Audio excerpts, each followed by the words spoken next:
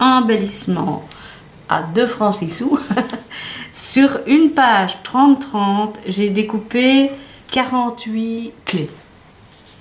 Donc on va pas dire que ça va vous coûter cher en... Oula. Ça va vous coûter cher en papier.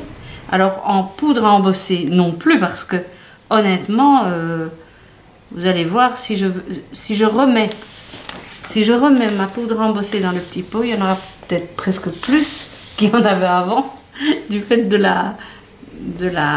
l'agitation de la poudre. Mais honnêtement, ça n'en prend quasi pas. Et alors, ce qui est bien, c'est que j'avais choisi un papier, je ne sais pas si ça se voit de près. Je vais essayer. Voilà. C'est un papier basil qui avait déjà un motif un peu gaufré dedans. Et je trouve que ça donne encore mieux parce que, de un, ça fait une texture à la clé. Et de deux, l'encre e-zinc que j'ai mis par-dessus donne du relief aussi. Donc voilà, un petit embellissement en forme de clé, super facile à faire, super rapide à faire. Et je vous dis à bientôt. Hein. C'est ça qu'on avait dit. Hein. Bisous. Pour assembler mon invitation, j'ai donc pris ma twine, la ficelle twine toute simple. Voilà.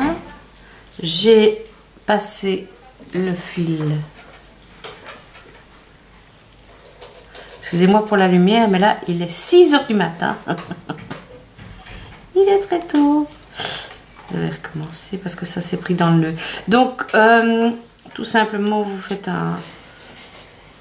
vous passez la ficelle comme ceci. Voilà. Vous allez juger un peu de la longueur que vous désirez. Et là, vous retournez votre invitation. Hop. Et à l'aide de papier collant, c'est un peu papier collant, hein, vous allez coller votre ficelle au plat. Voilà. Et couper le surplus. Parce que ça fait malgré tout comme un peu une bosse en dessous de l'invitation. L'invitation, moi je l'ai imprimée avec une imprimante laser sur un papier brillant. Donc là, on va pas être avare en colle parce qu'il faut que ça tienne bien et surtout à l'endroit